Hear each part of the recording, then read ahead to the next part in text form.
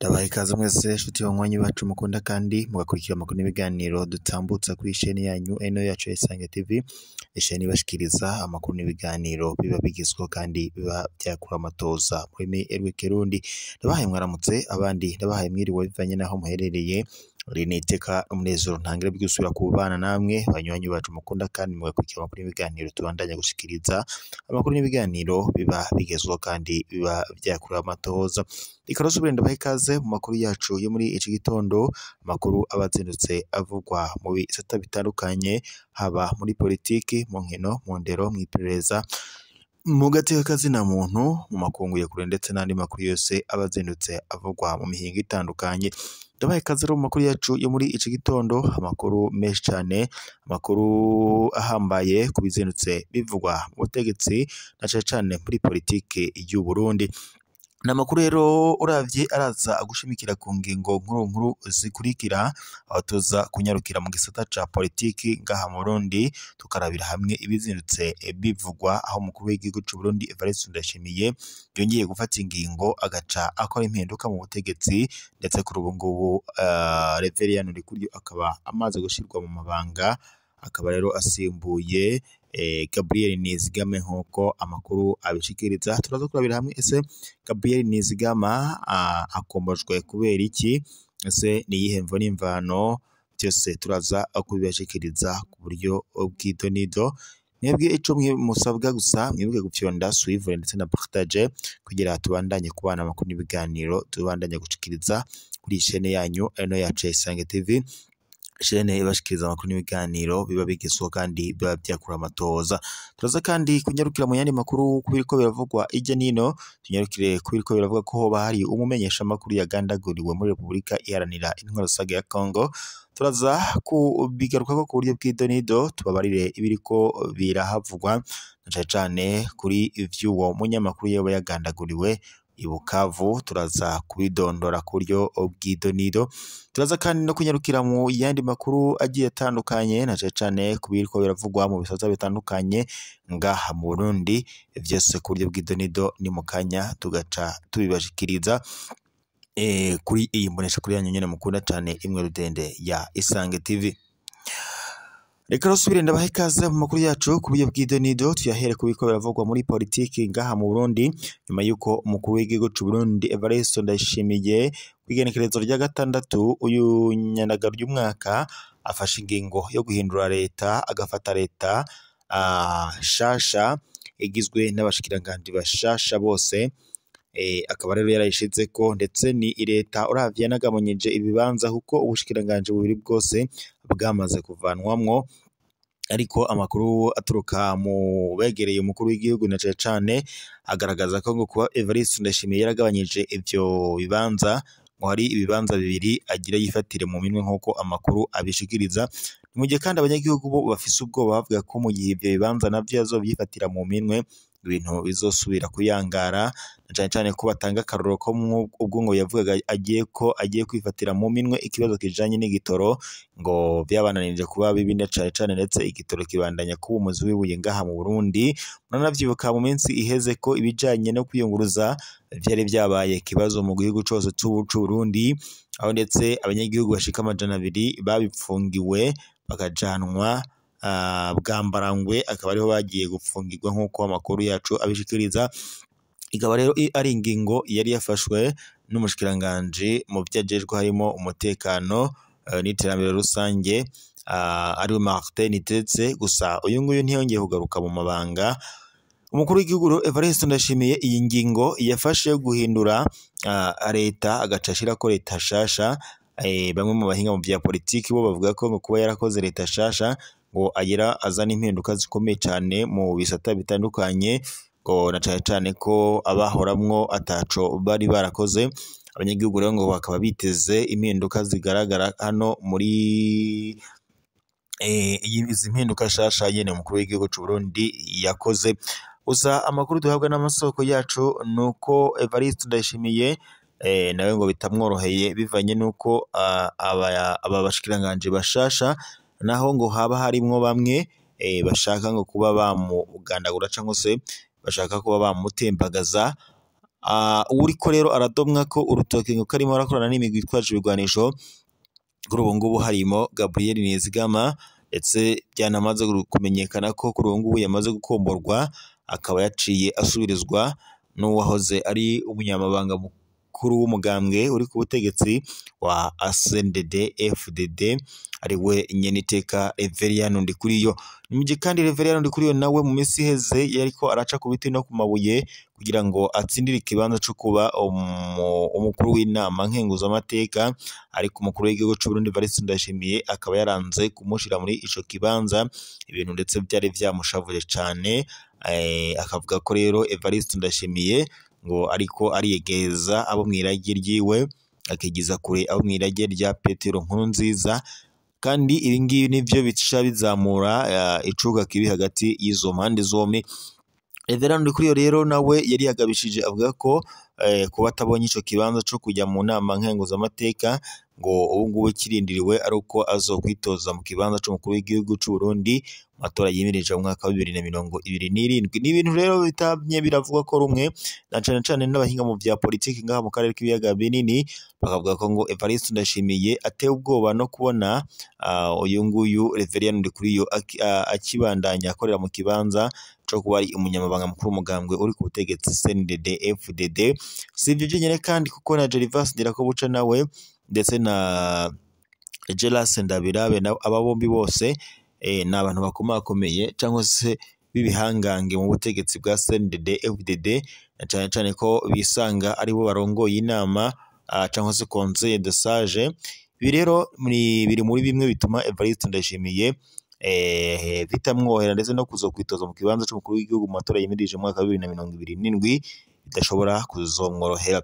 Nyuma y'uko rero yaraye akoze impinduka zihuta cyane mu butegetsi bw'u Burundi, Evariste Ndayishimiye kuri ubu ngubu amakuru turiko turakura ku rubuga nuko uyu Gabriel Nizigama nawe ngo yaba ariko arakorana n'imigwi itwaje ibigwanisho na cane yikorera mu buseruko bwa Repubulika Iharanira Intwaro Rusange ya Congo mu gushaka ngo gutera umutekano muke mu gihugu cy'u Burundi, ndetse ngo harimo no gushaka kugandagura umukuru w'igihugu Evariste Ndayishimiye.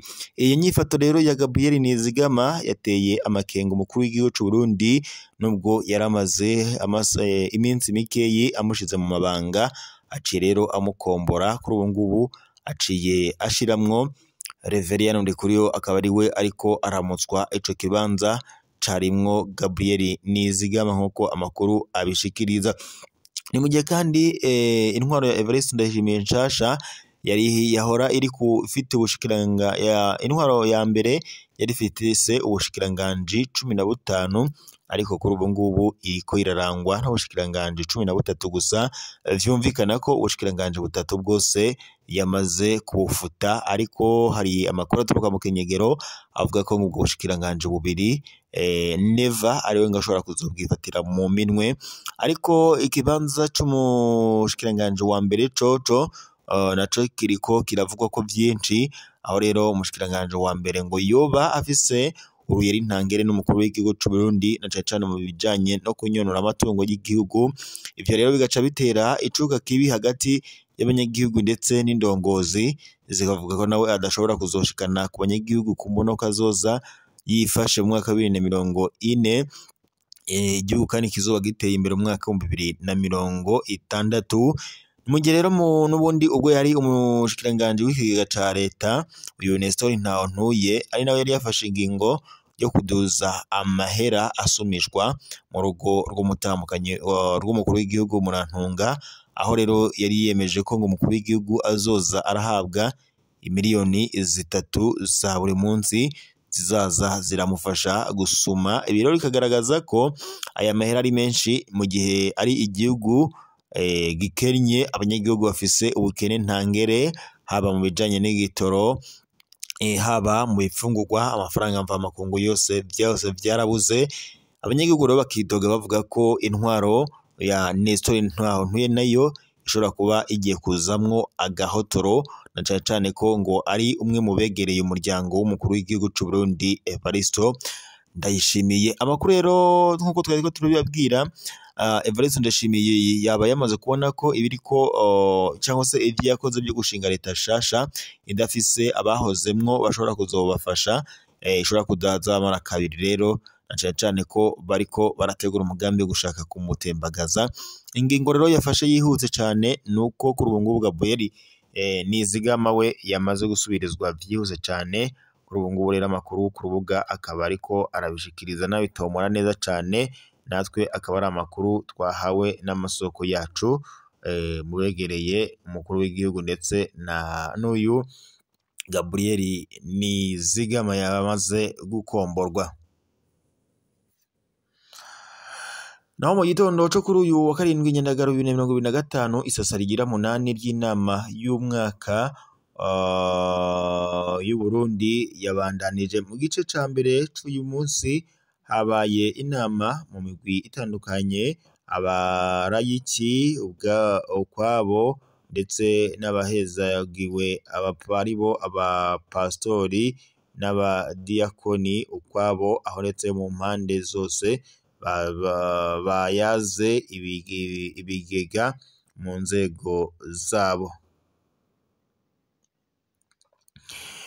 bakaba nyine bakaba bayaze ibibega mu nzego zabo. Inyuma y'inama haciye haba guhurira hamwe ndetse aho umukuru w'abarayiki ku rwego rw'inama y'umwaka y'u Burundi umwubahwa Dr Tedros Mbazumutima yashikirije bimwe mu byo abarayiki bashikirije nk'ibisabo kugira ngo ishengero irushirize gukayangana.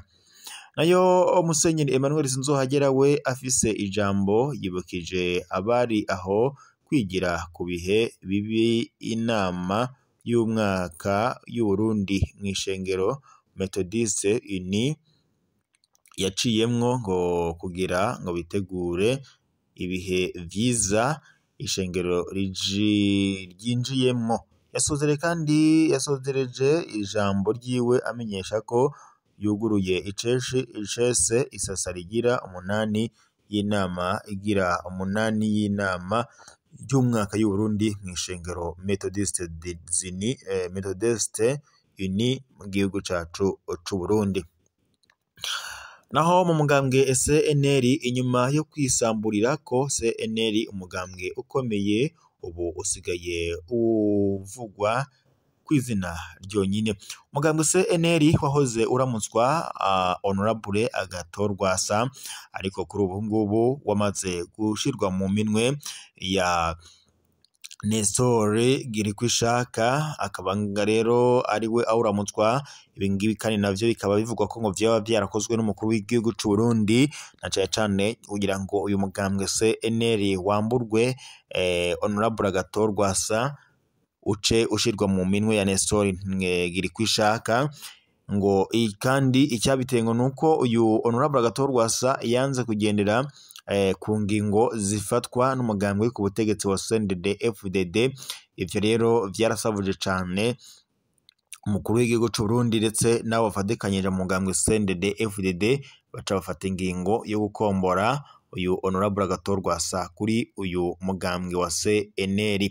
Kuri uyu gatatu rero igenekerezo rya 6 Nyandagaro uyu mwaka mu kiganiro Nestor Girkwishaka yahaye Radio Isanganiro yamenyesheje ko leta canke intwaro ishingiye ngo ku mugambwe umwe isa ngo nizo Uburundi bwagiye burabamwo mu myaka ndetse no mu ntwaro zaheze.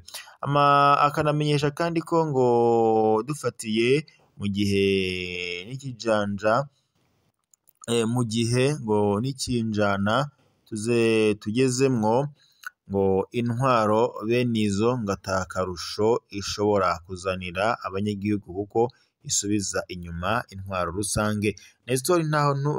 Nestor Girkwishaka yibutsa ko muri iki gihe igihugu cugarijwe n'ibibazo byinshi kandi bikeneye gutorerwa umuti kugeza nabi byose. Agira ati ntawo kwibesha ngo yobishobora wenyene canke akumiriye abandi. Nestor Girkwishaka asaba ko abashinzwe amabanga bogerageza gutorera umuti ibibazo bihanze abanyagihugu b'u Burundi mu by'ubutunzi, intwaro ibereye, agateka kazina muntu, urongozi bwiza bwasubiye inyuma, intwaro rusange ishingiye ku vyiyumviro bitandukanye, ubumenyi ndetse n'indero bigenda ngo bitituka, ibura ry'igitoro, ibiturire vyiraye mu bisata bitandukanye by'ubuzima bw'igihugu, akarenganyo n'ubutungane butigenga, ikena ry'amafaranga mvamakungu ndetse n'ibindi. Ico womenya nuko umugambwe ata museneri numwe yizewe muri leta shasha yaraye ishizwe cyangwa se yarayishinzwe n'umukuru w'igihugu nk'uko vyagaragaye mu bashikiranganji batowe ngaha mu Burundi. Bigaragara ko ngo ata mushikiranganje numwe yavuye mu mugambwe CNL yoba yarashizwe mu mabanga nk'uko amakuru ku rubuga bitomora, ndetse nk'uko na Nestor Girkwishaka kuri ubu ngubu aramutswa umugambwe wazimye wa CNL yabitomoye. Ani makuru nuko rero urupfu rw'umumenyesha makuru i Bukavu jeudi isaba ko homenyekana ukuri ku byabaye. Kuwa gatandatu Nyandagaro uyu mwaka ashirahamwe Journaliste en Danger GD risaba indongozi z'ihuriro AFC ndetse na M23 imigwi igenzura igisagara ca Bukavu gutanga umuco ku rupfu rw'umumenyesha makuru Wilonja Mazambi Fisto yatowe ikiziga imbere y'umutaga wo kuri uyu wa gatanu Nyandagaro. Itangazo ryashizwe habona kuri ubu wa kabiri na AGD yemeza ko uwo mumenyesha makuru yapfuye inyuma yo kumvirirana cane amaze gushikanwa mu gisata c'indembe ku bitaro bikuru by'i Bukavu bivuye kuco iryo shirahamwe ryita agatotezo gakomeye. Kubw'amakuru yegeranijwe na GD, Wilonja Mazambi uyoba yanyurujwe ku wa mbere wa kane Nyandagaro y'umwaka n'umugwi utwaje ibigwanisho hafi isaha 12 z'umugoroba mu bice vya Muramba muri quartier Nguba. Ivyo birerekana umutekano muke ko niko GD ishimangira mu vyo isaba, kandi hakaba harimo ko indongozi za AFC ndetse na M23 zitanga umuco wose kuri urwo rupfu rw'uwo mumenyesha makuru. Uwo mumenyesha makuru w'imyaka ishika 30 yakorera ikigo kijejwe kuraba uko ibimenyesha makuru bikora, umugambi ukurikiranwa na UNPC. Gushika ubu ntaco urunani AFC rurashikiriza kuri ico gisabo, nkuko amakuru aturuka ngaha muri Republika Iharanira Intwaro Rusange ya Kongo abitomora. Ayo rero niyo makuru yari yazindutse avugwa gusa muri Republika Iharanira Intwaro Rusange ya Kongo. Imigwano ndetse n'abanyagihugu babandanya babura ubuzima bwabo, nyuma yuko kandi kuva mu mpera z'umwaka wa 2021 umugwi wa M23 ukimara kwegura ibigwanisho, abanyagihugu batari bakeyi baramaze kuhasiga ubuzima, abandi barakuwe mu vyabo. Gusa uyu mugwi wa M23 usaba Republika Iharanira Intwaro Rusange ya Kongo cyane Kongo nayo yafata ingingo igashira mu bibanza vya politike uyu mugwi twaje urwanisho wa M23 ukareka kwitwa ngoko ari impunzi kandi ari abanyagihugu ba Kongo.